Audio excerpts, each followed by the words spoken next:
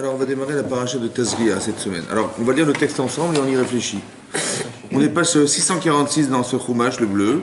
On est donc dans le 12e chapitre de la paracha, au début de la paracha de Tazria. C'est marqué Vaïdaber Hachem, El Moshe les morts. A dit Hachem à Moshe en disant Daber El Ben Israël, parle aux enfants d'Israël les morts en disant Isha qui Tazria, lorsqu'une femme Tazria, féconde, enfanter c'est Yalda. Tazria, c'est qu'elle va féconder. Veyalda Zachar, et qu'elle accouchera d'un garçon. Tmea Shivat Yamim. Cette femme, après son accouchement, elle sera impure. Shivat Yamim. Pendant 7 jours. Kime Nida Devota Titma. Comme elle était les jours de sa Nida. Oui. Nida, ça veut dire quoi Nida? Hein, ça veut dire de quoi? C'est quoi la racine de Nida? La racine du mot. Nidouille. Nidouille, ça veut dire quoi, nidouille? Ma mise en quarantaine. C'est bizarre, c'est dur quand même. Hein. Nida, ça vient de nidouille. Ça veut dire qu'elle est mise en quarantaine. Devota, ça a coulé, Titma, et donc Nida. Donc elle est Nida, cette femme est Nida, comme le jour où elle était Nida avant son accouchement. Nida, ça veut dire qu'elle a eu son cycle menstruel, la menstruation de son cycle. Kémé Nidata, Devota, c'est-à-dire qu'elle a coulé, Titma, elle sera impure. Donc cette femme-là, le jour de son accouchement, elle sera impure comme elle était impure avant, lorsqu'elle avait ses règles. Ou Bayam Hashemini, le 8e jour, donc on revient sur le texte, le 8e jour, donc après l'accouchement de ce garçon, Yimol Bessar Orlato, Yimol, donc on circoncira la chair de son prépuce. Je vous traduis mot à mot.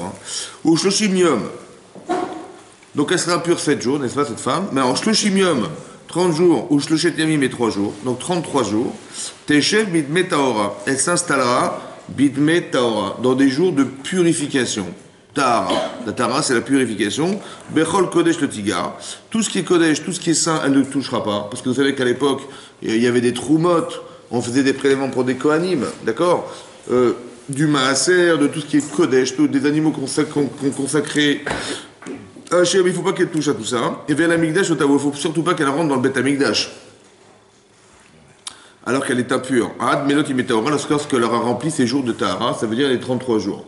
Donc 7 jours d'impureté, d'accord? Et 33 jours de Metoar. C'est du sang qu'on appelle Tahor, mais il n'est pas complètement pur, puisque de toute façon, elle n'a pas le droit ni de toucher du Ekdesh, ni de rentrer au Beth Amigdash dans le temple. Vim Nekeva Teled, ça c'est quand c'est un garçon. Mais si c'est une Nekeva, c'est une fille, elle accouche d'une fille, mais Ashvuaim. Là, c'est pas 7 jours de Touma d'impureté, mais 14 jours d'impureté, ça double. Kenidata, comme si elle était Nida avant son accouchement. Shishimium et Shetiamim, 66 jours Teshevat Metaora, et là, c'est pas 33 jours, mais 66 jours. 66, pardon. Donc 7 et 33, ça fait combien 7 et 33? 40. Et 16 et 14 et 66 80, ça double, 2 fois 40. Niveau CE1. Alors, c'est ça. Donc, ça veut dire que ça fait 80 jours. Alors, on va essayer, après, on réfléchira, c'est quoi ces 40 jours? Pourquoi 40 et pas 33,5? D'accord. Ou Vimot qui met Taora, donc, elle aura rempli les jours de Théora, les Ben ou les Vad, donc, pour un garçon ou une fille, Tavi Keves, elle devra amener un agneau, Ben Shenato, âgé d'1 an, Lerola, en tant que Korbanona. Ce Korban, on va le brûler complètement. Ou Ben Yona Otor, ou bien Ben Yona, le fils de la colombe. Ça veut dire qu'elle amènera le fils de la colombe, ou Tor, c'est un tourtereau, une tourterelle. Les Khatat. C'est quoi les Khatat? Encore Korban Khatat. Korban, un sacrifice de faute. Ça va? Elle pétacho al moed à la tente d'assignation, à la porte de la tente, et la Kohen vers le Kohen. Donc elle amènera deux sacrifices, un qu'on va brûler complètement, et le deuxième, un Korban Khatat. Un korban de faute, veikrivo lifne Hachem, et on le sacrifiera devant Hachem, vechiper aléa, et il l'expira, vetaera, et la purifiera, mime kordamea, de la source de son sang. Zot Torah tayoledet. Ça, c'est la loi de la fille, la femme qui accouche, la zachar, ou la nekava, pour un garçon ou une fille. Vous avez compris quelque chose ou pas? Non. Moi non plus. On a rien. Hein? C'est très dur. C'est très dur, ouais. Ouais, c'est dur. Pourquoi deux corbanes?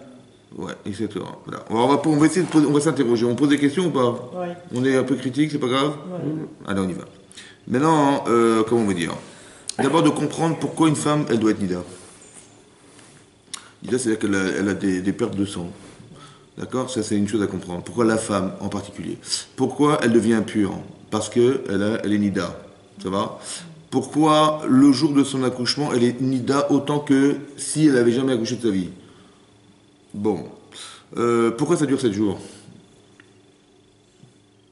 Qu'est-ce que c'est que 7 jours? Ensuite, ça dure 14 jours pour une fille. C'est doublé. Pourquoi la fille, ça double? Qu'est-ce qu'elle a la fille, la pauvre? Ce qu'il a pour que ça ait doublé. Ça va? Ensuite, on parle de Dame Torah. Il y a un autre sang qui va couler, oui, ce qu'on appelle le retour des couches, etc. Qui, en fait, ce sang-là, il n'a pas de même nature que le sang numéro 1, qui était que celui de... Et celui-là, ce sang-là, il a une autre fonction, c'est d'interdire cette femme à toucher tout ce qui est Ekdesh. Tout ce qui est saint, elle ne touche pas. Donc c'est-à-dire elle est retranchée quelque part de ça, n'est-ce pas? Nida, c'est nidouille. C'est-à-dire qu'elle est mise en quarantaine, elle est retranchée. Qu'est-ce qu'elle a fait la pauvre pour vivre une chose pareille? Est-ce que le jour où elle a eu son bébé, c'est pas le plus beau jour de sa vie? Alors pourquoi elle devient impure le plus beau jour de sa vie? Vous avez compris? Vous avez compris qu'on n'a rien compris? Maintenant, à part ça, elle donne la korban. C'est quoi le korban? Un sacrifice. Mais un sacrifice de khatat, de faute. Quelle faute? Où est la faute? Le jour de son accouchement, elle a fauté. Quelle faute? La femme, souvent, elle faute. Vous avez raison, c'est vos raisons. Ça reste entre nous, hein. Ça reste entre hommes. On a des bases. Hein? Il y a peut-être un rapport avec Chava, non? Que quoi? La faute qu'elle avait fait, c'était à cause de ça que les femmes, elles devaient souffrir à l'accouchement. C'est vrai, mais qu'est-ce que ça a à voir avec nous? Pourquoi nous, on a fauté, nous? Non. Alors c'est quoi? Qu'est-ce qu'on doit nous réparer? La faute de quoi? Une femme qui accouche, c'est le plus beau jour de sa vie, c'est ce qu'on espère, non? Qu'elle puisse avoir des enfants, que le monde continue à vivre grâce à elle, c'est extraordinaire comme mitzvah. Alors elle devient impure et elle amène comme un khatat. Bizarre. Ça va? Alors on fait Rashi, on y va. On étudie Rashi. Isha Ketazria. Donc c'est le premier paragraphe, le premier paragraphe qui est à droite, la première ligne de Rashi. Donc une femme qui fécondera. Amar Rabbi Simlai. Donc Rashi l'amène à Midrash. Oui, c'est marqué comme ça. Amar Rabbi Simlai. A dit Rabbi Simlai. Keshem Shigitzerato Shel Adam. De la même manière que la création de l'homme, Achar Kol Behema Chaya Vaof, elle s'est faite dans le temps après la création des animaux domestiques, les volatiles et les animaux sauvages. Bema, c'est Bereshit dans la création du monde. Oui. Car Torato nitparsha achar Torat Bema. Aussi la loi des hommes, elle a été explicitée après la loi des animaux. Vous savez que la paracha qui précède, c'est la paracha de Shemini. Et là-bas, on nous parle de la loi des animaux. C'est quoi les animaux? Voici les animaux que vous pourrez consommer et ceux que vous ne pouvez pas nous consommer. Ouais. Donc on a d'abord précédé la création des animaux et après on a parlé de la création de l'homme, dans la création du monde. Et là, on a fait précéder la loi des animaux avant la loi des hommes. Et ici, des femmes en particulier. Ça va? Maintenant, ça, voilà ce que dit Rashi. Ça vous va ou pas? Bof. À quoi ça vient répondre? Qu'est-ce qu'il veut? Pourquoi Rashi ramène ce texte? De la même manière, comme si Rashi avait un problème. On avait un problème dans ce Midrash. Ouais, le Midrash, il vient résoudre quelque chose. Il vient résoudre quoi?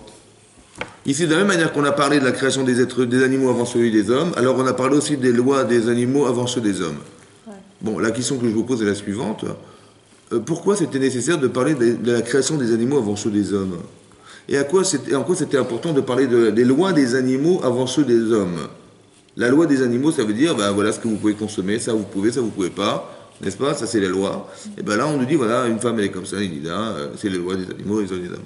Mais pourquoi c'était nécessaire de parler des animaux avant les hommes? Pourquoi faire? Parce que les hommes fautent en mangeant n'importe quoi.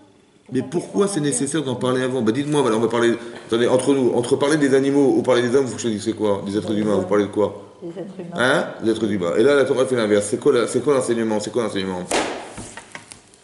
Pourquoi la création du monde, on parle d'abord des animaux avant ceux des hommes? Pourquoi? On parle du secondaire avant l'essentiel. On nous dit parler de la création de l'homme, et après on dit voilà tout ce qu'on a créé autour de l'homme et de la femme. C'est ça qu'on aurait dû dire, non? Ouais. Eh ben non, c'est pas marqué comme ça. C'est marqué d'avoir les animaux. Est-ce que l'homme a besoin des animaux? Bah oui, mais c'est secondaire. C'est comme je te dis, tu sais ce que tu vas faire de ta vie? Tu sais ce que tu vas faire de ta vie ou pas? Oui. Très bien. Mais il faut que tu manges le matin. Ah oui? C'est très important. Ton petit déjeuner, n'oublie pas. Hein. Bon, c'est secondaire ou pas le petit déjeuner par rapport? C'est secondaire. Alors parle-moi de l'essentiel. Ne parle pas de la création d'animaux, mais de toute façon, tu vas les manger, les animaux. Pourquoi ça se fasse, qu'il y ait des animaux? J'ai compris, mais c'est secondaire. C'est comme je te dis, tu sais, il faut que tu réfléchisses tes études. Hein. Tu sais ou pas? N'oublie pas ton stylo, n'oublie pas le stylo. C'est très important, le stylo. Les cahiers, c'est important, les cahiers. J'ai compris, mais bien sûr, mais par rapport à l'objectif que tu veux atteindre dans ta vie, il faut des stylos, il faut des machins, évidemment. Mais quand tu me parles dans la Torah, tu parles avant de l'essentiel. Oui? Où est-ce qu'il est l'essence? Dans les hommes. Non, dans le ciel. L'essentiel. Ah. Mais non, tu as compris, c'est ça. Ça veut dire que l'essentiel, c'est ça. Donc il faut faire attention de comprendre c'est quoi l'essentiel. Mais c'est ça. Oui, vous avez compris. Mais pourquoi la Torah a fait précéder les animaux? Alors le Midrash, il répond à cette question. Le Midrash, il dit comme ça. Il dit comme ça. Tu sais quoi? Je sais pas, imaginez-vous, vous êtes Chava. Vous êtes Bédam, vous êtes Chava. Ça vous plaît ou pas? Oui.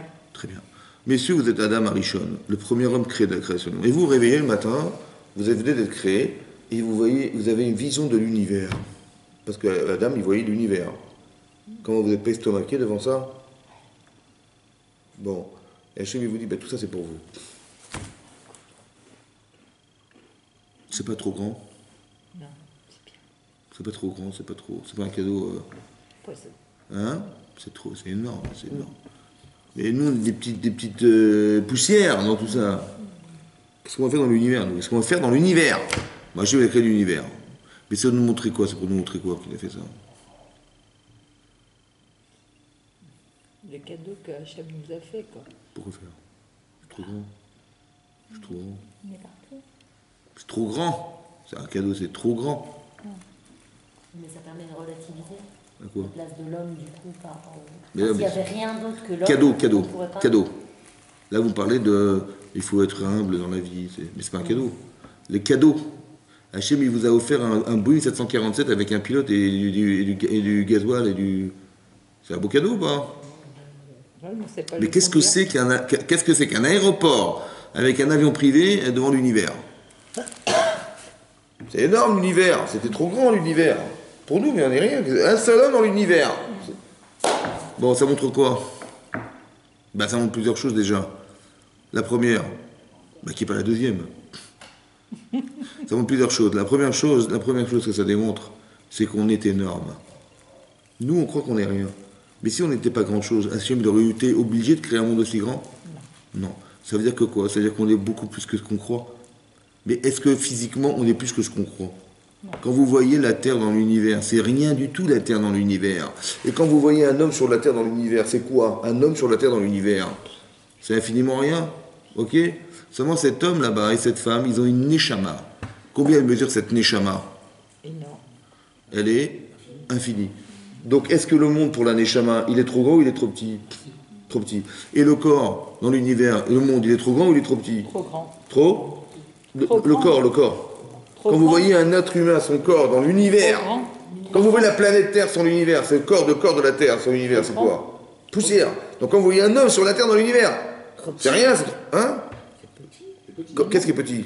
L'homme, il est petit. Voilà, mais l'univers, il est Grand. trop grand. Et quand vous voyez la Neshama, l'univers, il est Petit. trop petit. Donc comment il faut voir, puisque Hachem a créé l'univers? Est-ce que je dois regarder la Neshama de l'homme ou je dois regarder le corps de l'homme? Chazak. Alors écoutez-moi bien. On a mis les animaux avant pour dire quoi? Pour dire que tout ce qui est là, c'est à ton service. Attention, à condition que tu respectes ce que tu es. Mais si tu ne respectes pas, c'est quoi de ne pas respecter ce que nous sommes? C'est quoi? Ne pas respecter notre bouffe en mangeant pas sain. Comment? Ne pas respecter ce que nous sommes, c'est quoi? C'est mettre en avant quoi? Ne pas respecter corps. Hachem. Très bien. Le corps est pas Neshama. Est-ce que tu seras plus performant qu'un animal? Oui. Est-ce que tu pourras courir plus vite qu'un animal? Non. Est-ce que tu pourras marcher avant un animal? Un enfant qui naît, ça lui prend un an pour marcher. Et un poulain qui naît, il marche. Sur le plan physique, mais tu es à des kilomètres des animaux. Mais sur le plan spirituel, c'est l'inverse. Vous avez compris? On voudrait nous habituer à dire comme ça. On a créé les animaux avant toi. Ça veut dire quoi? Ça veut dire que tu réfléchis. Que tout ce qui est là, c'est à ton service. C'est-à-dire que tu as une avodat Hashem qui a nécessairement besoin de ce qui existe. Donc on l'a mis devant pour dire voilà ce que j'ai fait pour toi. Ça va? Mais si tu mérites cette vision des choses, alors tu mérites qu'on ait mis des animaux avant toi. Mais si tu ne mérites pas, c'est aussi méritant que quoi? qu'ils étaient là, eux, avant toi, parce que si tu crois que c'est le physique qui prime, mais tu ne pourras jamais être plus performant qu'un guépard, en vitesse. Tu ne pourras jamais être plus résistant qu'un animal. Tu ne pourras jamais être plus fort qu'un gorille. Je veux dire, vous avez compris? Si tu devais comparer physiquement, mais tu n'as aucune chance de gagner. Vous avez compris? Mais c'est dénigrer la faculté que nous avons d'être des êtres humains. Donc on a été magdim, on a précédé les animaux avant les hommes, dans la création et dans la pensée, et dans les lois, pour dire attention, c'est toi, tu dois respecter ce que tu es. Ça va? Respecte l'ordre des choses. C'est-à-dire que si on a mis les animaux avant, c'est pour dire voilà ce qu'on a mis à ta disposition. Si tu respectes cette disposition-là, alors tu mérites qu'on les écrive avant toi. Et si tu te dévalorises au niveau humain, alors sache qu'il y a même un moustique qui t'a précédé dans la création du monde. Pour dire, ne crois pas que tu es quelque chose, de toute façon, même un moustique, il est avant toi. Ça va? Voilà ce que ça veut dire. Mais ça veut dire que c'est très intéressant de voir que dans la loi des animaux et la loi des hommes, dans la création des animaux, respectez ce que vous êtes. Ça va, c'est très important de comprendre cette notion-là. Et ça va avoir des conséquences au niveau de la loi, autant qu'au niveau de la création. Très important qu'au niveau de la loi. Voilà. Une femme, elle est nida. Oui? C'est quoi le sang de la nida? C'est quoi le sang de la menstruation des femmes? C'est quoi ce sang-là? Est-ce que c'est le sang de ses veines? Non. C'est quoi ce sang?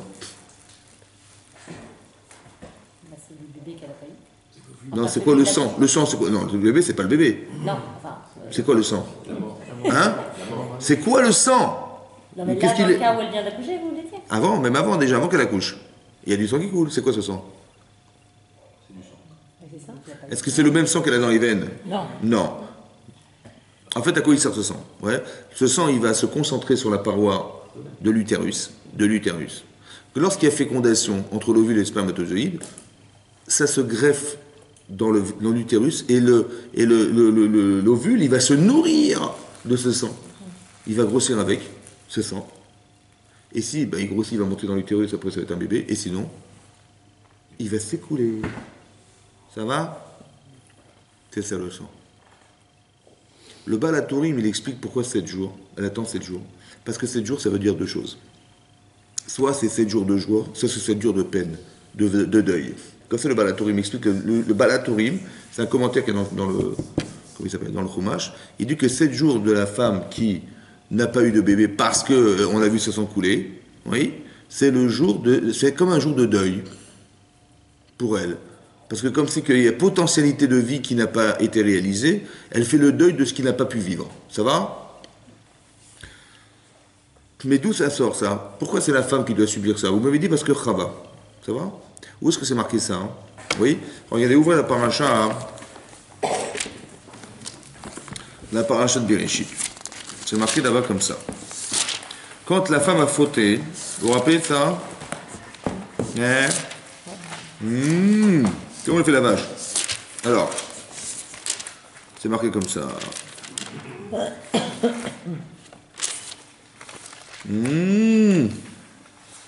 C'est marqué comme ça. Donc, regardez dans le Pérec, d'abord je vais vous montrer 2 choses très importantes. C'est marqué comme ça. Regardez le Pérec bête. Donc, dans le 2e chapitre de la paracha de Bereshit, 2e chapitre, et la page, on est page 12. Dans le 18e verset, dans le 17e verset, 17e, pas arrondissement, mais verset, c'est marqué comme ça. Il a dit Hachem comment il s'appelle? À Adam, il a dit la chose suivante. Voilà. Pasuk 15. Vaikar Hachem, Elohim, Pasuk Tetvav. Vous avez trouvé Pasuk Tetvav? Hein? Page 12, c'est le 2e chapitre de la paracha de Bereshit, 15e verset. Vous avez trouvé? C'est marqué Vaikar Hachem Elohim et Adam. Hachem Elohim a pris l'homme. Vayanicheu began Eden. Il l'a placé dans le jardin d'Éden. Est-ce qu'il l'a placé dans le Éden? Dans le jardin d'Éden. C'est quoi le jardin d'Éden? C'est ce qui précède le Éden. Le but, c'est d'atteindre le jardin ou le Éden? Le Éden. Attention.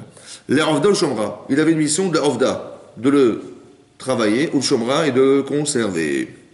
Vaïtsam Hachem Elohim à Adam. Attention, Hachem, il a ordonné à l'homme. Les morts en lui disant Mikol Haetzagan, de tous les arbres du jardin, Achol Tochal. Manger, tu mangeras. C'est-à-dire, tu peux manger de tous les fruits de ce jardin. Ou Me'etz Da'at, par contre, il y a un arbre, il s'appelle l'arbre de la connaissance du bien et du mal, l'Otocha Mimenu. Tu ne mangeras pas de lui.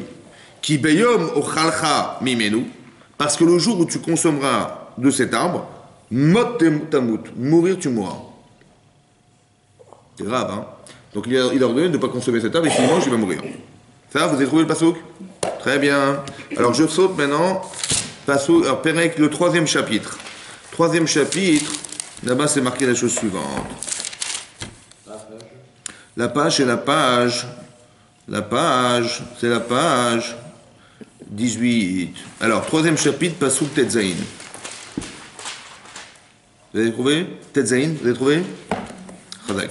C'est marqué comme ça. Elaïcha Amar. Donc après que Chava elle ait consommé du Etzadat, c'est-à-dire du fruit de la connaissance du bien et du mal, Elaïcha Amar, Hachem a dit à la femme, il a dit à la femme, Arba Arbe Itzboner. Arba Arbe. Multiplier, je multiplierai Itzboner. Alors, Rachid ne ramène pas ça, hein.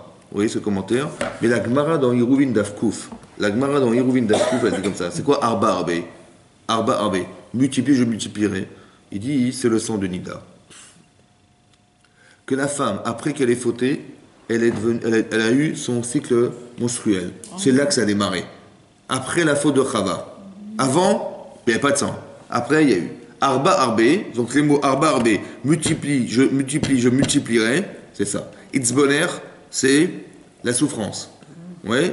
Mais Rachid dit que c'est quoi la souffrance? Ça fait appel à la souffrance de l'éducation de nos enfants.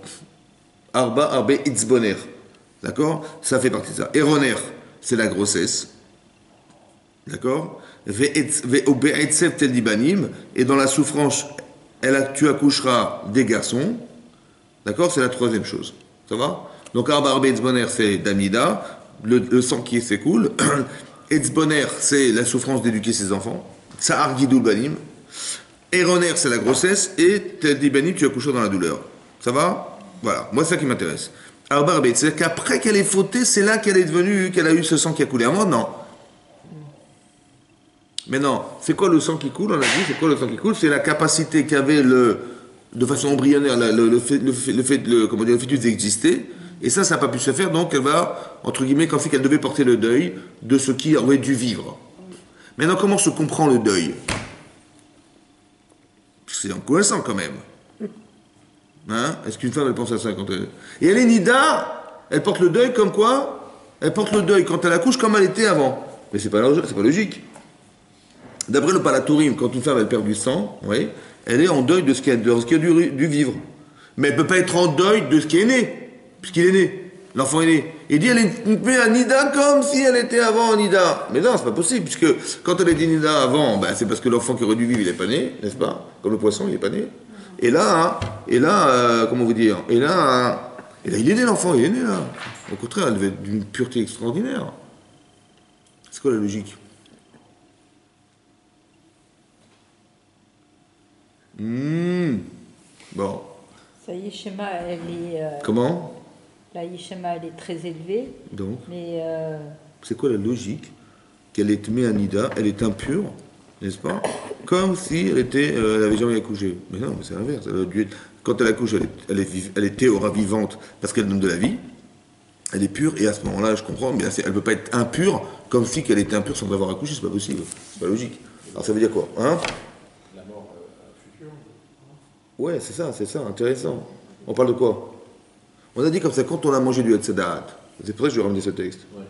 Il y a marqué Hachem, il a dit, si vous mangez ça, vous allez mourir. Mais quand vous allez mourir? Combien de temps après? Ben, peut-être qu'ils ont cru qu'ils allaient mourir instantanément. Ouais. Ils allaient mourir instantanément ou pas? Non. C'est quoi? Alors c'est quoi Mot Temutun? Ça veut dire quoi? Mot Tamut, ça veut dire quoi? Mourir, tu mourras, ça veut dire quoi? Est-ce que ça veut dire que tu vas mourir? Ou ça veut dire que tu seras mortel? Mortel, Chazak ou Baruch. C'est ça la nuance. Ça veut dire que qu'est-ce qu'on apprend d'ici? Qu'après la faute, on est devenu mortel. Ça veut dire qu'on ne va pas mourir instantanément, c'est mortel. Et l'expression du sang qui coule, c'est là l'expression de ce qui devait vivre et qui est devenu mortel. C'est une douleur là. D'accord. Et là, il y a un travail de deuil à faire pour une femme. Et pour la femme en particulier.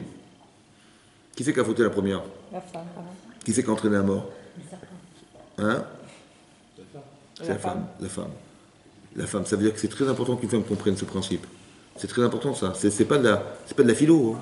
C'est ce qui est marqué dans la Torah. Ça veut dire qu'il faut comprendre ce principe. Après, il faut le comprendre. Pourquoi elle doit porter le deuil de la potentialité de vie?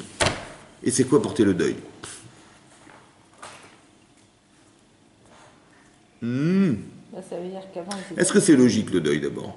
Je m'explique. Chas v'shalom, quelqu'un il perd quelqu'un de proche, il va faire le deuil de la mort de la personne. Bon. Alors je vous pose une question. De toute façon, ça fait partie du cycle de la vie, on sait bien. C'est comme ça maintenant. Ben, la personne, elle vit, ben, elle vivra ce qu'elle vivra, et puis elle va partir un jour. Même mieux que ça, je veux dire mieux que ça. La personne qui est partie, elle est mieux là-haut ou elle est mieux ici? Là-haut. Bien sûr, après on pleure, nous. Au contraire, il y a Baruch Hashem qu'elle est partie d'ici. Ouais? Comment? On n'a pas d'incertitude. C'est vrai, mais dans la Torah c'est marqué clairement. C'est vrai que personne n'est jamais monté là-haut pour savoir. C'est vrai. Mais j'ai un ami qui s'appelle Eli. Il y a un ami qui s'appelle Eli. Hélicoptère. Qui est monté un jour et qui m'a dit comme ça. Il m'a dit comme ça que c'est marqué dans la Gemara que qu'il n'y a pas plus grand plaisir imaginable d'être dans le Gan Eden. Ça va? On n'est pas sûr. Hein? Il va y avoir le Guinam. C'est quoi le Guéhinam? Après, c'est notre sujet. On va pas rentrer là-dedans. Mais il n'y a pas plus grand plaisir. Quand on y est, ça veut dire que le plaisir, il est énorme. Mais non, on devrait être content pour lui. Au contraire, qu'est-ce qu'il va faire sur Terre? C'était mieux là-bas. Et nous, égoïstement, hein, on le pleure. Ça va? C'est pas logique. D'un autre côté, c'est un cycle. Donc, ça veut dire que c'est comme si, voilà, si vous allez dans une boucherie acheter de la viande, est-ce que vous pleurez, la pauvre, la vache? Qu'est-ce qu'on a pu. Bah oui, la pauvre. Hein, on a la peine quand même. Hein. Ou vous êtes content parce que l'entrecôte, c'est pas mal. Ouais. Surtout bien grillé des deux côtés, Hein? Est-ce que vous êtes contente de manger de la viande ou vous êtes malheureuse? Non, on est content. On est contente, c'est vrai? C'est Ah vrai? oui, oui, oui. Alors qu'on devrait être malheureux, la pauvre vache. La vache. La vache qui rit, la pauvre. Non, c'est vrai, c'est pas évident. Non? C'est quoi? Tout est inversé, c'est bizarre. Mais c'est pas logique. C'est-à-dire qu'on devrait être malheureux de manger de la viande et on devrait être heureux pour la personne qui disparaît. Or, on est malheureux pour soi. C'est comme le jour de la naissance d'un enfant. On est heureux ou pas? Heureux. On est heureux ou pas? Ouais. Alors qu'on devrait dire le pauvre mesquin, qu'est-ce qu'il va vivre? C'est pas facile la vie. Hein. Et quand il s'en va, au lieu de pleurer, ben, c'est content pour lui. Non, on est malheureux pour soi. Et quand il est né, on est content pour soi, alors qu'on devrait être malheureux pour lui. Tout est inversé. Ah ouais. Mais non, c'est très important de comprendre ça. C'est quoi la logique? En vérité, on souffre de la chose dans laquelle on n'aurait pas dû souffrir. Parce que d'un côté, ça devrait être logique que ça fait partie de la vie, c'est comme ça. C'est comme on est attaché aux gens. Alors on pleure les gens disparus, c'est vrai. Mais comment ça se fait qu'on doit souffrir de ce qui disparaît? Qui c'est qui a créé ce phénomène? Ben, la faute des... Donc on pleure la mort des gens. C'est Hachem. Ouais. Mais pourquoi il a fait ça, Hachem? Il y a un paradoxe, je peux soulever un paradoxe ou Oui, oui. pas? Parce que dans Rosh Hashanah, Ouais. la chaîne, il y a une phrase qui dit tu as le choix entre la vie et la mort, je t'ordonne de choisir la vie. Donc il ne donne pas la notion de mort. Il nous ordonne au contraire de vivre. qu'on ne va pas mourir. D'accord. Et en quoi c'est paradoxal? Parce que là, on parle de la notion de on va mourir. C'est compris. Mais là-bas, dans le texte, c'est dans la paracha de Nitzavim, ce que vous dites. Peut-être. Mais donner un conseil de vivre, hein, c'est ça qu'on m'a dit. Conseil Il dit je t'ordonne de choisir la de vie. vivre. C'est-à-dire que le type, il est suicidaire, quoi. Un fou, quoi, un fou. C'est la chaîne. Non, attendez, je vous explique. Hachem, il dit, il faut pas mourir. Hein. Faut pas jeter par la fenêtre. Je vous conseille de vivre. C'est ça que ça veut dire là-bas? Je t'ordonne de ne pas sauter par la fenêtre. On peut voir aussi qu'on peut concevoir qu'on va pas. Non, là-bas, le chat, le sens du texte, c'est pas de vivre. Hein. De soigner la vie, c'est la chose la plus compliquée, en fait. C'est choisir ce qui nous fait vivre. Vous avez compris ou pas? Là-bas, la mort, c'est pas de sauter par la fenêtre. Et de vivre, c'est pas dire, tiens, je vais faire du footing. Non. Là-bas, c'est de choisir ce qui nous fait vivre et de refuser ce qui nous tue. Vous avez compris? C'est pas du tout là-bas le sens. Par contre, là, ici, c'est l'inverse. Ça va? On pleure les gens disparus. Ils sont morts, on pleure ces gens-là. Mais pourquoi on doit souffrir de la mort des gens? Parce qu'il nous manque. Mais pourquoi on doit souffrir? Pourquoi Hachem il a créé ce manque et ce manque, c'est une souffrance? Pourquoi? On devrait être content pour lui, il est parti, bah tant mieux. On souffre de la personne qui a disparu.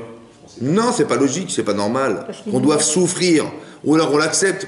Je souffre pas dans le train d'une boucherie, acheter de la viande. Non, mais Mais elle est morte la viande. Hein? Alors c'est vrai, la vache, je la connais pas, c'est vrai. Mais quelque part, c'est pas logique, on meurt, on souffre de la mort des gens, c'est pas normal. Pourquoi on doit souffrir de la mort des gens? Pourquoi on doit souffrir de la mort des gens? Pourquoi? Parce que c'est physique. Pourquoi on doit souffrir? Pourquoi Hachem, il a fait que le corps souffre de la mort des gens? Pourquoi? Alors les gens vont vous dire, bah écoute, c'est comme ça. Voilà, c'est comme ça. Ouais. Nous, on s'est habitué à penser dans ce cours, n'est-ce pas? On réfléchit. Donc on va dire, c'est comme ça. Eh ben c'est pas grave, ça fait partie de la vie, c'est la nature. Voilà, on dit la nature. Et donc comme c'est la nature, bah, tu acceptes et tu verras avec le temps ça passera. C'est vrai, c'est comme ça qu'on dit en général. Hein. Les grands psychologues vont dire c'est pas grave, tu vois, c'est comme ça, c'est partie du cycle de la vie. Oh, c'est dur au début, mais tu vois, ça va s'estomper, ça va s'émousser, tu vas oublier. C'est ça qu'on nous dit oui, non. Alors je vais vous dire exactement l'inverse. L'inverse, ça veut dire comme ça. Si on souffre de ce qui meurt et qu'on sait que ce qui nous tue c'est la faute, puisque ce qui a amené à la mort, on est devenu mortel à cause de quoi? À cause de la faute, oui ou non? Oui. Donc qu'est-ce qu'il faut faire? Il faut accepter la mort ou refuser la mort? Ou refuser? Dites refuser. Oui, parce qu'elle est liée à la faute. Ben oui, c'est qu'il faut la refuser la mort. Je pleure, pourquoi je pleure? Parce que j'aurais pas voulu qu'elle meure. Mais pour qu'elle ne meure plus, qu'est-ce qu'il faut faire? Donc il faut positiver sa vie ou la rendre catastrophique? J'ai compris pas. Donc si une femme, elle est nida, quand une femme est nida, faire le deuil de la mort, c'est quoi? Ça serait quoi? Hein? Est-ce que c'est pas récupérer ce qu'on a perdu d'être? C'est-à-dire, Chava l'a fauté? Il faudrait qu'une femme, elle analyse la faute de Chava pour savoir quel travail psychologique on doit faire sur soi-même pour essayer d'arriver à être la femme, non pas qui a fauté, mais l'inverse. Donc faire le deuil de ce qui est mort, c'est de dire je ne veux plus que meure. Et pour ne plus que meure, il faut que je sois une femme positive, que j'ai un discours positif, que je donne envie. Non? Pour ne pas souffrir. Il faut bien qu'on arrive à plus souffrir, donc il faut solutionner ce qui nous tue, entre guillemets, vous comprenez ou pas?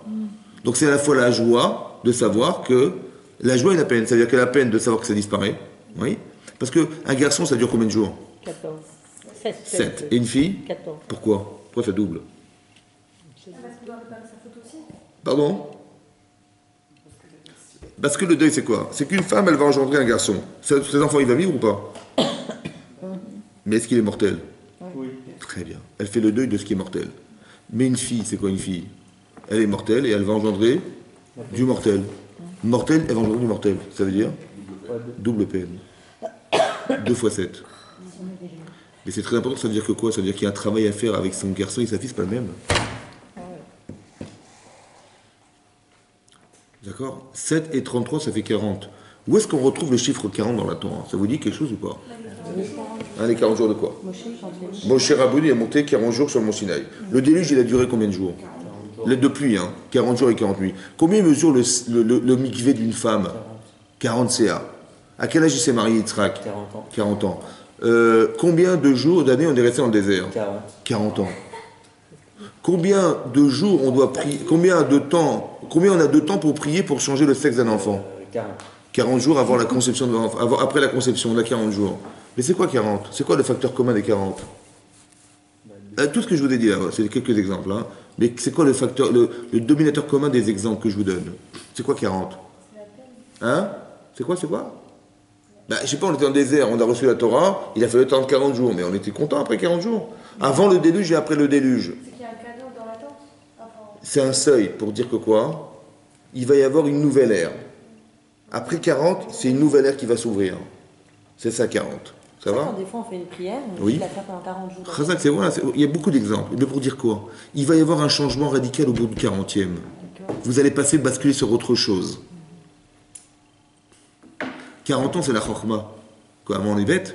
Non, il se passe quelque chose. Il y a une transformation chez la personne. 40. Mais je pense que 40, une femme, elle est impure, elle rentre dans le mikvé, elle devient pure. 40. Ça veut dire quoi 40? Ça veut dire qu'il se passe quelque chose de fondamental chez elle quand on passe 40. Mais c'est quoi 40? C'est un seuil. Il va se passer quelque chose de fondamentalement différent après 40. Mais ça veut dire qu'il y a un travail à faire, vous comprenez ce que ça veut dire? Il y a un travail à faire pour que ces 40 jours ils puissent servir à quelque chose et qu'on puisse changer. Pour un garçon, c'est 40 et une fille, c'est 80. Il y a 80 jours. Ça veut dire qu'il faut être capable de pouvoir transmettre un message qui soit positif et d'amener à accepter ce qu'elle est et de savoir que ce que ça va engendrer, ça peut être quelque chose qui est dramatique, mais qu'on peut corriger. Vous comprenez? C'est à la fois, c'est comme les Sheva Brachot, les 7 jours de Brachot qu'on fait pour le Khatan et Kala, et à la fois les 7 jours de deuil. Vous avez compris ce que je veux dire? C'est très important de voir, c'est vrai, c'est les deux à la fois. Parce que je sais ce que je vais perdre et je sais ce que je dois gagner. Je sais ce que je vais perdre, parce que j'aurais dû avoir un enfant, cet enfant il n'est pas là. Et je sais ce que j'ai à gagner parce que j'ai gagné que la peine que ça a enduré chez moi, le fait d'avoir perdu cette potentialité-là, me dit mais ça peut pas durer comme ça. Je souffre de savoir que ça ne peut pas durer. Que si on est mortel, c'est pas normal. Puisqu'avant qu'elle soit Nida, une femme, elle était éternelle. Vous comprenez ça? Donc le fait d'être Nida, parce que le sang, c'est ce qui a d'amour en effet, c'est ce qui est la vitalité de l'être humain, oui, et c'est ce qui va permettre à l'embryon d'exister un jour. C'est ce dame-là dont on parle.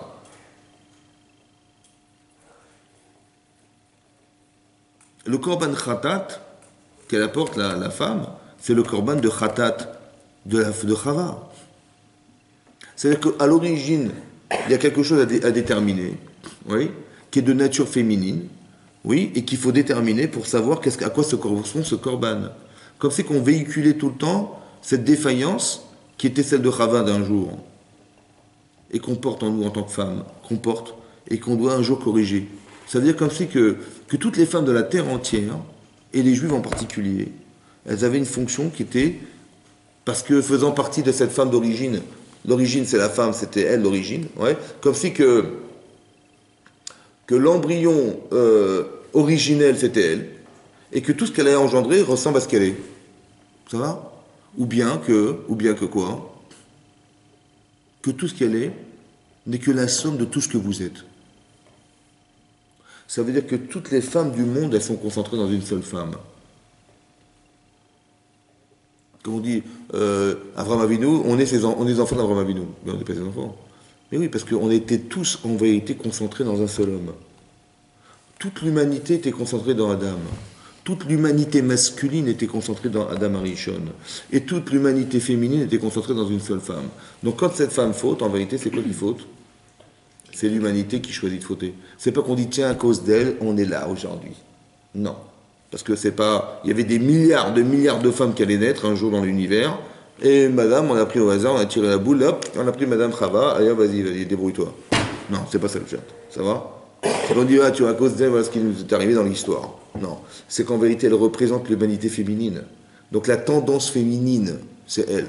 Or, on a vu, déjà, on a parlé de ça, hein, oui, que quand Chava, elle donne à manger à son mari, après qu'elle ait consommé du Hetzadahat, Rashi amène le Midrash qui dit quoi? Elle savait qu'elle allait mourir. Elle est devenue mortelle, mais son mari qui n'avait jamais fauté, il ne mourrait pas. Or, si lui ne meurt pas et qu'elle va mourir, qu'est-ce qui va se passer? On va recréer une femme à partir de Adam comme on l'a créé Chava, et le monde continuera sans elle. Mais alors, c'était possible ou pas? Non. Pour elle? Non, c'est pas possible. Pourquoi c'est pas possible? On a expliqué pourquoi. Pas parce que Chava est jalouse de la femme qui allait naître de Adam, mais parce que les femmes sont folles. Non, je rigole.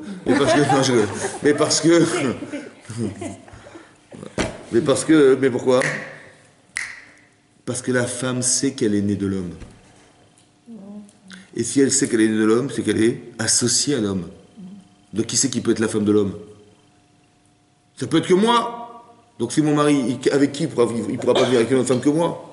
Donc cette association puissante fait qu'elle devient, qu'elle oblige son mari à devoir disparaître parce qu'il ne peut pas avoir une autre femme. Moi, j'ai fauté, moi je suis Chava, j'ai fauté, mais mon mari ne peut pas avoir une autre femme que moi, puisque je suis associé à lui.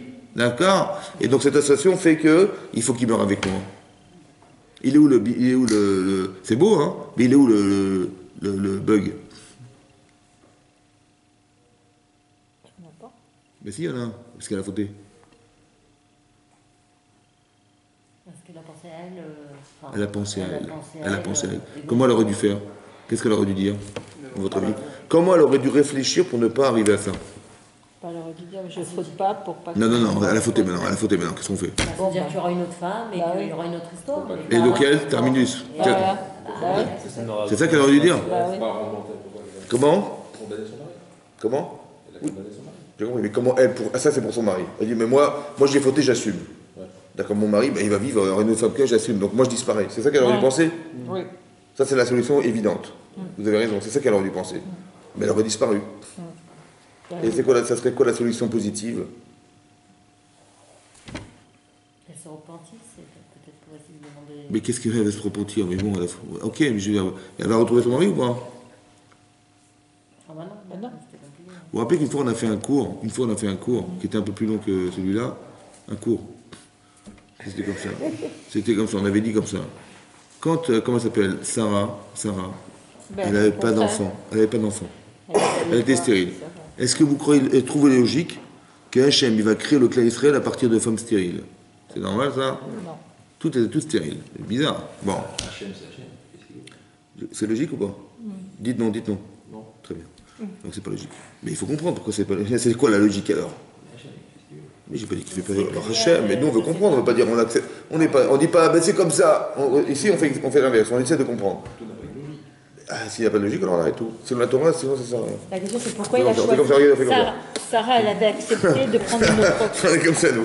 Sarah, elle Hein avait accepté de prendre une autre femme, donc on supposait que elle accepte de prendre, que son mari prenne une autre femme. Mais attendez, qu'est-ce qu'elle a fait, comment elle s'appelle?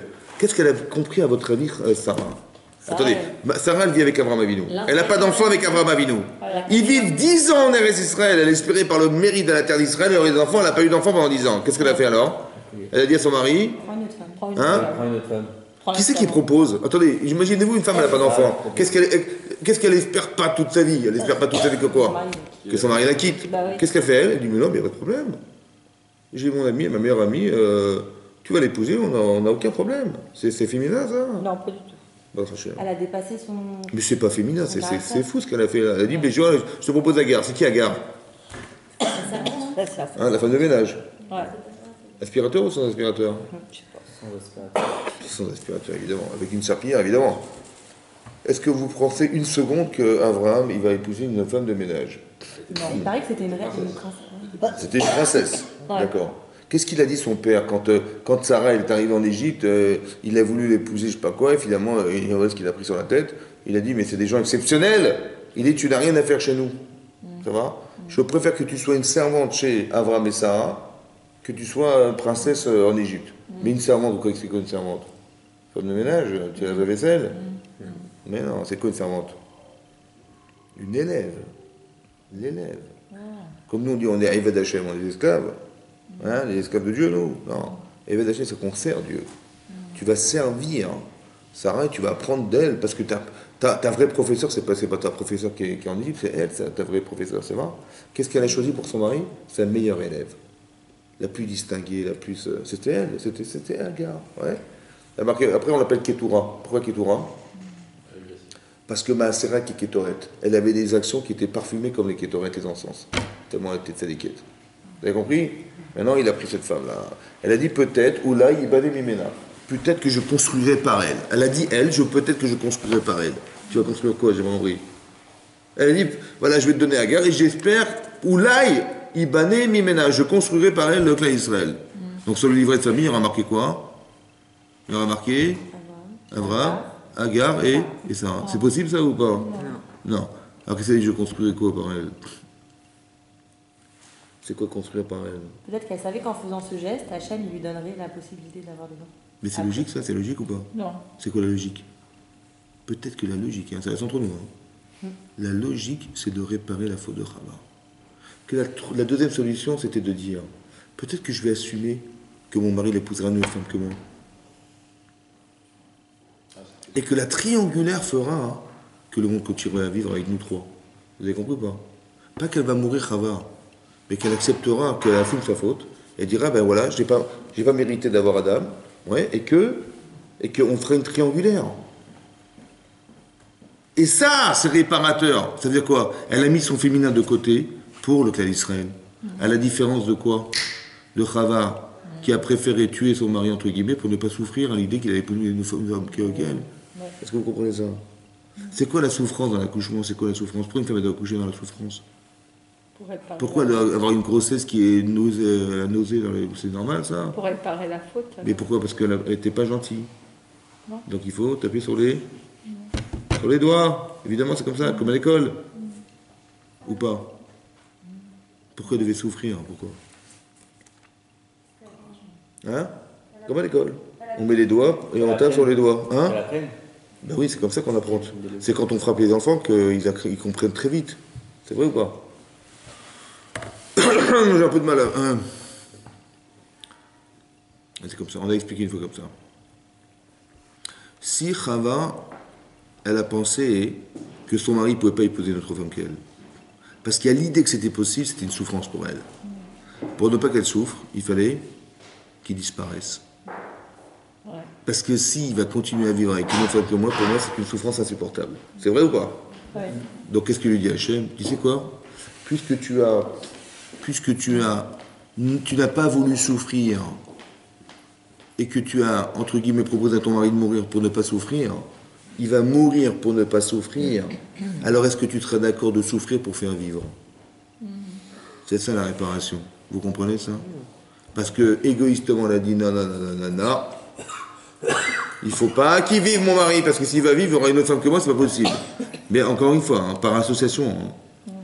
C'est là le bug. Vous comprenez ou pas? Mais depuis quand il doit mourir pour ne pas que tu souffres? Alors, est-ce que tu... Maintenant, si ça ne te coûte rien d'avoir des enfants, bah ça ne coûtera rien. Est-ce que tu vas réparer cette souffrance, tu vas réparer cette problématique d'égoïsme, entre guillemets? Non. Non. Alors, qu'est-ce que tu vas faire? Tu vas accepter de souffrir pour faire vivre. Ça va te coûter de faire vivre. Pas que ça va rien te coûter pour tuer. Vous avez compris ça? Cet esprit-là, c'est l'esprit de la faute. Cet esprit-là, ce que je vous dis là, c'est ce qu'on appelle la touma. C'est quoi l'impureté? C'est quoi l'impureté? Hein? C'est quoi? Pas à quoi ça sert. C'est quoi? Un marteau, ça sert à taper sur un clou. Ça sert. Mais c'est quoi un marteau? Ben, un marteau, c'est un manche avec un morceau de métal. Oui, non. C'est quoi la touma? C'est quoi l'impureté? Une femme, elle est nida, c'est normal, elle est impure. Donc ça permet... C'est quoi la touma? Ça permet. C'est un... La touma. Où est-ce qu'on retrouve l'impureté? Où est-ce qu'on retrouve? Les morts? La mort. Quelqu'un qui meurt, il devient tamé. Un animal qui meurt, il devient tamé aussi. Un cadavre devient tamé. Quand on dort, on est tamé le matin, on se lave les mains. Ouais. Et quand on faute, on est tamé. Parce qu'on a entamé ce qu'on devait faire. Non, je rigole. C'est quoi la touma? C'est quoi la touma?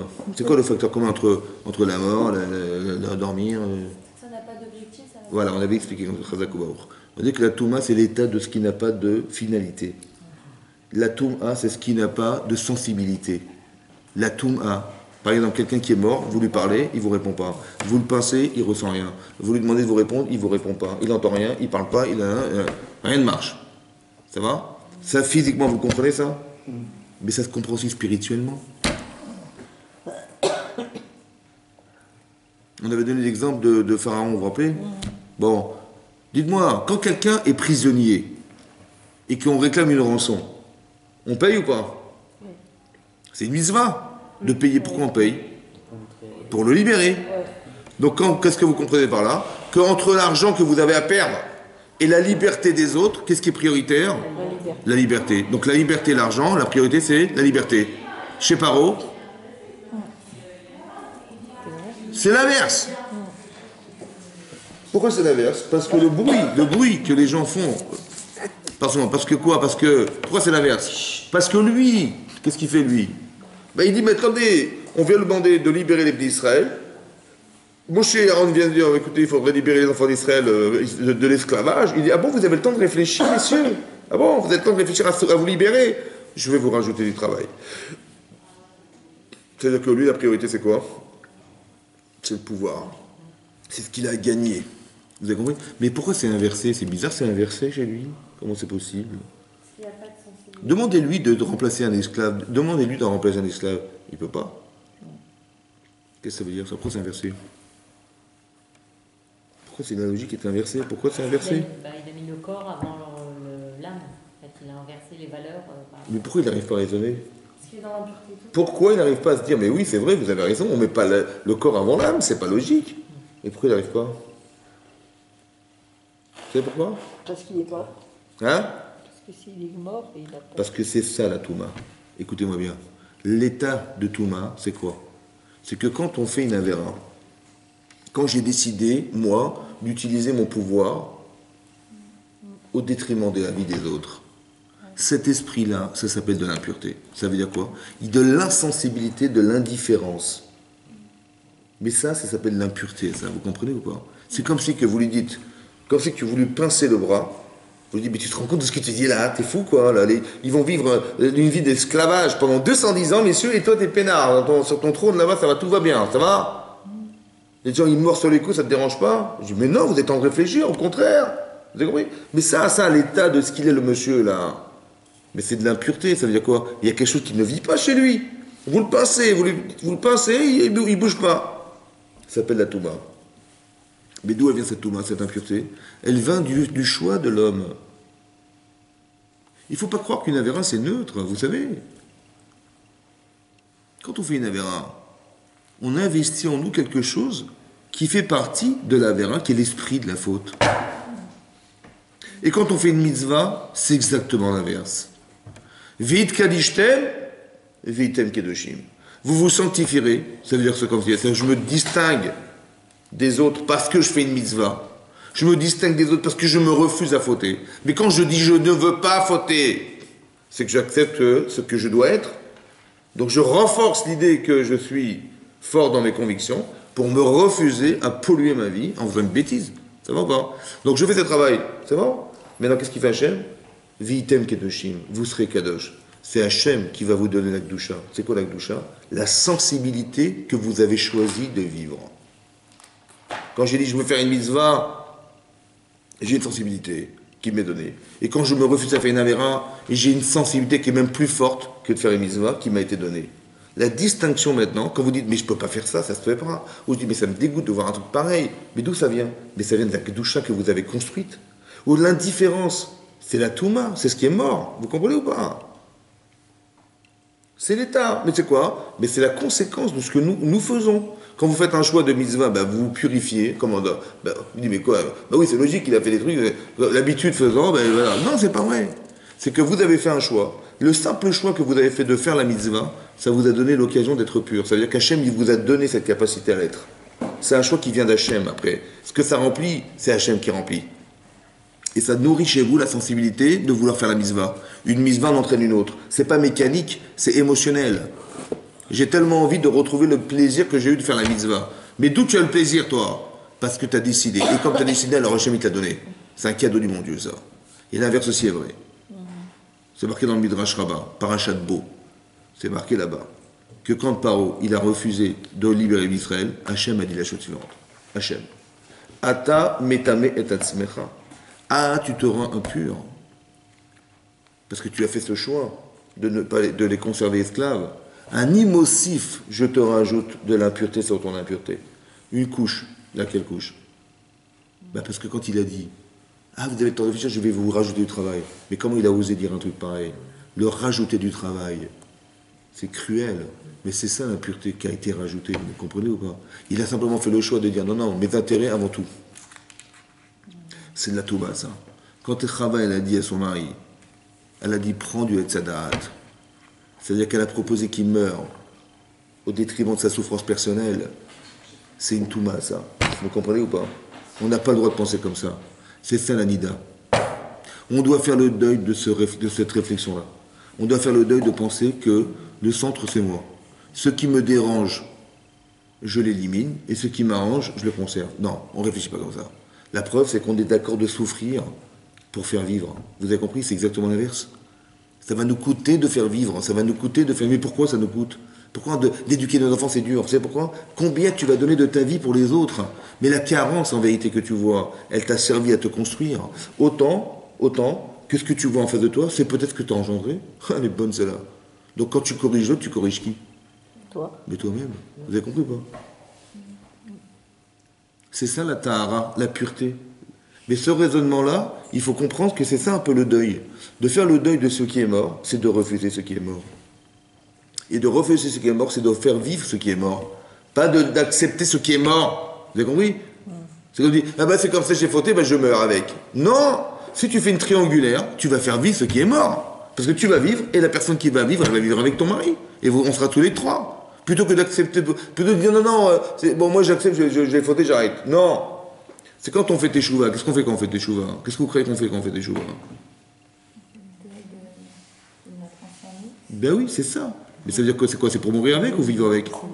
Vivre avec. Quand vous faites un effort, mais vous tuez quelque chose de vous un peu, non? Et qu'est-ce que ça fait? Ça vous fait vivre. C'est l'inverse. Vous avez compris ce qui se passe? C'est-à-dire que c'est la mécanique de la vie, tout ça.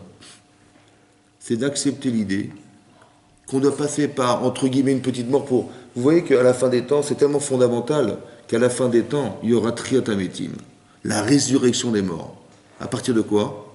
De la poussière. Mais c'est pas logique. Mais c'est le même principe, vous comprenez? C'est de ne jamais accepter ce qui doit être détruit. Je n'accepterai jamais. Et c'est pour ça que je vous ai souvent expliqué que quand vous voyez des gens, ne regardez pas les gens. Regardez ce qui peut vivre en eux. Et pas ce qui peut les tuer. Vous comprenez ce que je veux dire? Quand vous voyez quelqu'un qui est en faute, dites pas c'est un rachat. Non, ça n'existe pas un rachat. Un rachat, ça n'existe pas. Un rachat, c'est un homme qui a fait un choix. Est-ce qu'on peut changer des choix? Bien sûr. On peut faire revivre ce qui est mort. Mais c'est ça le but de la vie. Vous avez compris? Quand une femme est Lida, elle se dit, mais ça n'aurait jamais dû disparaître. Je refuse. Vous avez compris? Je refuse que les choses disparaissent. Comme je refuse d'être cet homme. Je veux pas être... Je veux être un sadique, moi. Je veux pas être un rachat. Moi, je suis pas né pour être un rachat. Ça n'existe pas, ça. D'accord? Ah, j'ai fait le choix parce que j'avais des intérêts personnels, ouais, au détriment des autres. Non, il faut arrêter. Il faut arrêter de vivre dans sa bulle. Il faut au contraire se dire que par projection, quand tu te vois vivre, tu te dis, mais ça c'est incohérent ce que je fais, c'est pas logique, c'est pas normal. Pourquoi les gens vont être tributaires de mes choix, moi? Non. Vous avez compris, quoi? C'est ça, faire tes chouvas. Faire tes chouvas, c'est faire revivre ce qui est mort. J'ai tellement honte de ce que j'ai été que je veux naître autre chose, je veux faire d'être autre chose en moi. Et c'est souvent meilleur. Vous allez vous rendre compte que ce que vous étiez avant et ce que vous serez plus tard n'a rien à voir. Et vous serez meilleur parce que vous avez la conscience d'avoir... C'est comme quelqu'un qui a raté quelque chose dans sa vie. Ouais, il va être beaucoup plus performant que celui qui s'est jamais trompé. Pourquoi? Parce que la personne qui s'est trompée, elle sait exactement là où le défaut se trouve. Il a la conscience de ce qui manque. Et donc il va être beaucoup plus fort après l'expérience d'élimination de ce qui est mauvais, que d'avoir jamais fait d'erreur, et d'avoir jamais vu la réconciliation avec soi-même, ou la réconciliation d'avoir été capable de reconstruire quelque chose qui a été détruit un jour. Ce sentiment, il est fondamental. Et ça, c'est issu de Chava, ça. C'est ça que je voulais vous expliquer. C'est ça, ici.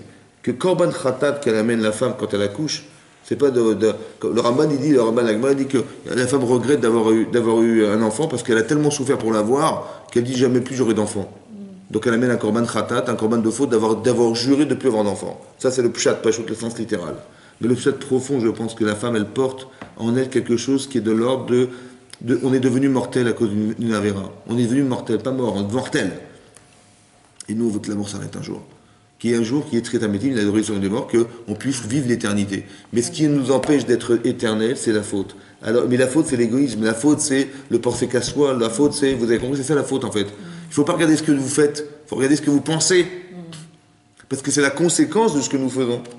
Donc tout est dans la pensée. C'est pour ça que je dis qu'il n'y a pas de rachat dans la vie. Il y a des faux choix, des fausses réflexions, de la méconnaissance. Alors venez, on s'instruit, venez, on réfléchit, venez, on apprend. Et tout à coup, on va commencer à avoir une logique qui va faire que, mais ça, je refuserai de vivre, et ça, je accepte de le vivre. C'est comme ça. Donc si un Tibi s'est trompé, comme la mère, on s'est trompé de route. On va venir, ah, c'est trompé de route, on va enfoncer dans le ravin. Mais non. On s'est trompé une seule fois. Ça suffit pour dire qu'on arrête. C'est logique, oui. Mais parce qu'on a souffert de s'être trompé de route. Et si on vous demande conseil quelle route choisir, vous direz, bah, surtout prends pas cette route-là. Prends l'autre, prends celle d'en face. C'est logique ou pas? Mais c'est pareil. Dans la vie, c'est pareil. Si on s'est trompé un jour, ben, c'est pas grave. On dit pas, ouais, c'est comme ça, mesquine, on est comme ça, on est des gens qui se trompent tout le temps. Non, il faut arrêter. Il faut dire, non, c'est pas vrai. On veut faire revivre ce qui est mort, vous avez compris? C'est très important. C'est ça l'expression ici de 40 jours, de 80 jours. Parce que c'est pas le même discours quand vous parlez à un garçon et quand vous parlez à une fille. Vous parlez à un garçon de ce qui est mortel. Il est mortel. Mais une fille, elle est mortelle, elle va engendrer ce qui est mortel. C'est encore plus fort. C'est plus fort. C'est plus traumatisant pour une femme. Parce qu'elle sait qu'elle va... Parce que d'un côté, ce qui est marqué dans la Torah, de l'extérieur, c'est pas du tout ce qu'on vit. Une femme qui vient d'accoucher, la femme la plus heureuse du monde. Mais la Torah nous explique la psychologie profonde que ce qu'une femme ressent à l'intérieur d'elle-même. Ce qui est marqué dans la paracha dans cette semaine, c'est pas du tout la conscience de la femme. C'est la partie inconsciente de la femme. Vous avez compris ça? C'est le travail de Torah qu'il faut faire derrière. C'est ça que la Torah parle. La Torah ne parle pas évidemment qu'une femme qui va accoucher, c'est la femme la plus heureuse du monde. Elle va avoir une Brit Mila, encore pire. Son enfant, il va rentrer dans la nuance, c'est fantastique. Ça, c'est la façade extérieure. Mais la façade intérieure, c'est autre chose. C'est ça que la Torah voulait dire. Il y a quelque chose à faire. Il faut être heureuse de savoir qu'on peut corriger sa personne. Ça va? Il faut être heureuse de faire partie des femmes et des êtres humains qui vont corriger ce qui a été un jour l'erreur de l'humanité, qui était la nôtre. Et nous, on se dit, voilà, nous, on fait partie de l'humanité et nous, on sait ce qu'on doit corriger. C'est ça, avoir une part au monde futur, vous comprenez? C'est comme si que vous deviez, vous aviez l'image de Chava en photo, ça va? Et que toutes les pixels de la photo, c'est vous. Chaque pixel, c'est un être humain. Chaque petite tache de couleur, c'est un être humain. Eh bien, vous faites partie de cette femme. Vous faites partie de cet homme. On fait partie des pixels, nous. Alors, je veux avoir une part au monde futur, ce que Adam a raté d'être. Mais je dis pas, ben, c'est comme ça maintenant, on est des gens, on est issus d'erreurs, ben, on est fondamentalement faux. Non. Vous savez pourquoi c'est faux? Parce que la seule chose qui peut naître de la pourriture et qui peut être un beau fruit, c'est l'être humain. Et quand vous avez une pomme, elle est pourrie, elle va jamais devenir belle, hein, elle sera toujours pourrie. Elle est de plus en plus pourrie. Mais un être humain, vous avez vu, Abraham il sort de terre, etc. Et on peut transformer. La seule personne qui peut changer la nature, c'est l'homme, l'être humain. C'est ça, c'est tout. Donc il ne faut pas se concentrer sur ce qu'on n'est pas, ou ouais, il y a des parents, il y a des machins, ça n'a aucun sens. Parce que toute la potentialité que tu as, c'est de vivre avec, et cette potentialité, tu dois vivre avec, et pas mourir avec. Partie du principe que c'est ça. Et donc faire le deuil, c'est de nous refuser d'Afka, c'est l'inverse. Pas de dire, c'est comme ça, on accepte, c'est parti, c'est que la vie. Non, on refuse. Parce que physiquement, on doit l'accepter. C'est comme ça fait partie du cycle. C'est physique. Mais ce physique, il est issu d'un spirituel. Que c'est la faute spirituelle qui nous amène à être mortels. Et c'est ça qu'il fallait comprendre au départ. C'est pour ça qu'il y a la loi des animaux et la loi des hommes. Il y a la nature animale et la nature humaine. Il faut bien comprendre la distinction des deux. Et nous, on dit, ça fait partie du cycle de la vie. Ça veut dire quoi? Il y a des animaux qui nous ont précédés, voilà, c'est comme ça. Il y a aussi un corps qui nous précède, on est comme ça, on est mortel, on n'y peut rien. Non. En vérité, ce que tu vois, c'est une loi. Et cette loi, elle est orchestrée par tes actes. C'est la loi spirituelle de ta vie. Alors, si tu peux changer ta spiritualité, tu vas gagner de vivre. C'est ça que ça veut dire. C'est-à-dire qu'on peut devenir immortel. Vous comprenez? C'est ça qui est marqué. Qu'il y aura Triatamétim, ça veut dire quoi Triatamétim? La résurrection des morts. Mais comment des gens qui sont morts il y a 3000 ans, ils vont revivre? C'est impossible, ils sont la poussière. Vous savez pourquoi ils vont revivre? Parce que physiquement, c'est pas possible. Mais spirituellement, c'est possible. Vous savez pourquoi c'est possible? Parce qu'ils ont été des gens qui ont fait des mitzvot. Et ils ont aussi fait le contraire. Et ce qu'ils ont engendré à leurs enfants, c'est l'héritage de ce qu'ils ont réussi, de ce qu'ils ont raté. Nous sommes les enfants. Donc qu'est-ce qu'on doit faire, nous? On doit profiter de l'héritage positif, mais surtout éliminer le négatif. Mais puisqu'on a été véhiculé par ces gens-là, puisqu'on est né de ces gens-là, donc quand nous, on a hérité du bien, on était content, et on a aussi hérité du contraire. Alors vous savez ce qu'on va faire? On va au fur et à mesure de notre existence éliminer tout ce qui nous tue, jusqu'à ce qu'il n'y ait plus de quoi mourir. Et quand il n'y aura plus de quoi mourir, ils vont revivre. C'est ça qui est extraordinaire. C'est pour ça qu'il y a un héritage parental. Parce qu'en vérité, les gens qui sont morts ne sont pas morts. Ils dorment dans la terre. C'est comme ça que c'est marqué. Mekayem emunato, l'ishene afar. Hachem, il va réaliser sa fidélité aux dormeurs de la terre. L'ishene afar, ça veut dire quoi l'ishene afar? Lishon, en hébreu, ça veut dire dormir. Ils dorment ou ils sont morts? Et bien au-dessus des Chachamim, ils dorment. Ça veut dire quoi ils dorment? Ils dorment plus longtemps que nous. Nous on dort 8 heures, ils dorment 2000 ans.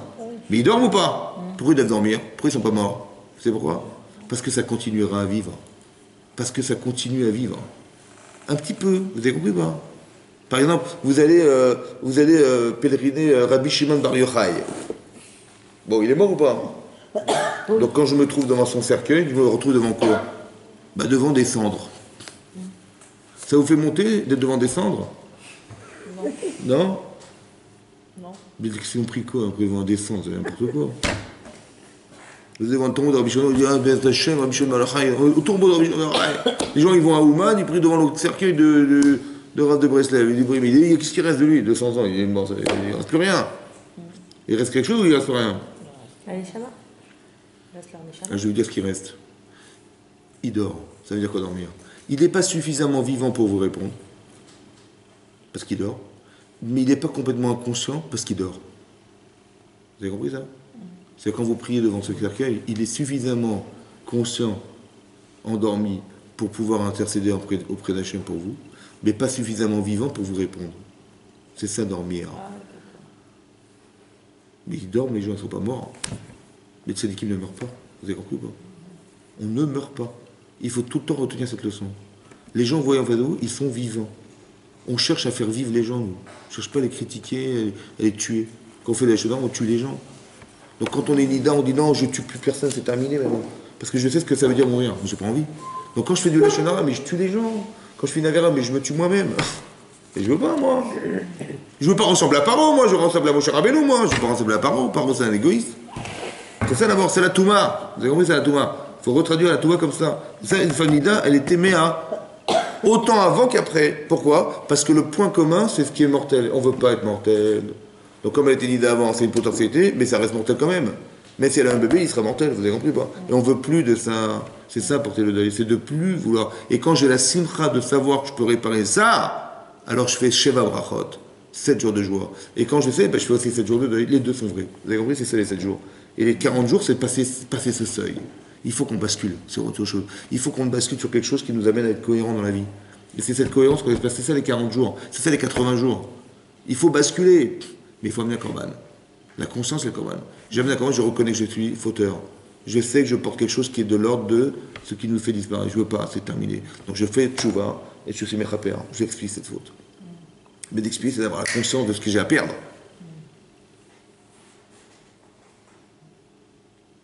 Parce que nous, on est dans la joie, mais il faut aussi comprendre le fond des choses. Parce que quand on a un bébé, on est heureuse. On est heureux, c'est évidemment comme ça. Ça, c'est vrai, c'est vrai. Mais c'est vrai, mais c'est extérieur à soi. C'est pas intérieur à soi. Hein, on sait qu'est-ce que ça veut dire vivre. Et on sait ce que ça veut dire engendrer. On sait. On sait où ça va. On sait où ça va, jusqu'où ça va. On sait. Alors il faut refuser. Tu dis pas, j'ai pas envie d'y penser. Ouais, ça me fait de la peine. Mais pense-y, parce qu'il faut l'éliminer, ça. Il faut pas que ça dure. C'est pas fait pour durer. Chava, elle ne devait pas mourir. Adam, il ne devait pas mourir, on était éternel. La mortalité est venue de la faute. C'est un principe de base. Donc c'est une chose à éliminer, ça. C'est comme ça qu'il faut. On peut dire non, je ne vais pas me faire de la peine, je ne vais pas penser à ça. Mais de toute façon, inconsciemment, c'est comme ça. De toute façon, tu le sais, inconsciemment, c'est comme ça. Mais si tu ne penses pas, ça fait partie de la nature humaine. C'est ça la bisva. Vous avez compris? C'est ça la bisva d'Inda. Razak ou Baruch. Merci. J'ai juste une question sur le fait de quand on souffre, quand on a perdu quelque chose. Excusez-moi, pas de problème. Je laisse la question. Si vous voulez. Moi, la souffrance quand on perd quelqu'un, Oui. je ne sais pas si vous avez redéveloppé dessus. C'est ça que j'ai expliqué. Que la souffrance, c'est pas d'accepter. C'est pas logique qu'on souffre. Quand je dis pas logique, ça veut dire quoi? Pourquoi Hachem nous fait souffrir de la disparition du monde des gens? Pourquoi? Alors j'ai expliqué, parce que la souffrance, c'est qu'est-ce qu'on veut? On aurait voulu que vive. On souffre de la disparition. Ok. Et plus la personne est vivante en nous, et plus on souffre la présence, du manque de présence, c'est vrai ou pas? Mais pourquoi je m'ai fait ça? Vous savez pourquoi? Parce qu'il faut refuser cette souffrance. C'est comme si j'ai eu mal, et la prochaine fois je marcherai différemment, je n'ai pas envie de trébucher pour faire mal au genou. Je ne veux plus souffrir. Donc faut pas accepter la mort. Faut dire c'est comme ça, ça c'est le physique ça, mais on n'est pas physique, nous. Spirituellement on doit refuser ça. Et comment je change? Parce qu'on sait qu'au fond du fond, c'est ça, la mort est issue de la faute. On est mortel, vous avez compris, c'est ça le truc. Et on ne veut plus être mortel. Chazak ou Baruch.